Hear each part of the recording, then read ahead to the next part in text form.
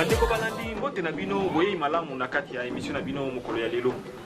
Pona manaka na biso ya religion africaine to pe manaka na biso bayindo to manaka epa ya ngwambusi.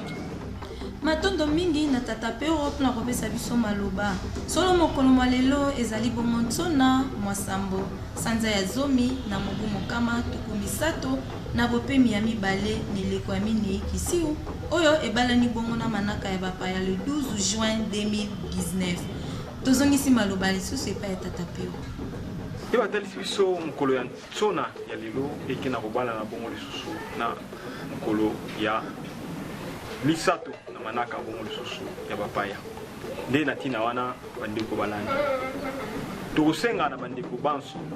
baye oyo bangaka mpenza makasi kosukola na tongo. Ezala malamu ntango tolamuki tozwi mai na pompe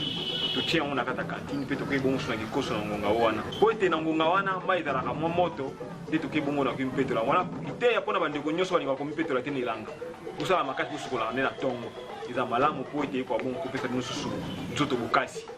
nde mpona mokolo mwa lelo tokotombela bongo susu mbotama elamu epai bongo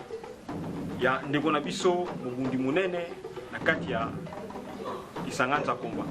na kombo bongo ya tata Kabwiko Nzeza oyo bengi bongo Mous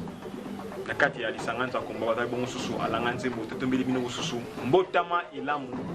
etika ete mokolo mwa lelo eza su mokolo ya mapamboli mpona bino mpona nini te tokende bongo su kotombela mokolo ya ntsona elamu na bandeko banso babundi baza bisika na bisika oyo na kati ya ngonga oyo bazali bongo kolanda biso mpona nini te topesa susu matondo mingi epa ya tata kwaku tata Luzayadio bongo na bandeko banso bazali bongo susu komba biso mpona manaka yango nde tokutani bongo susu na manaka ozali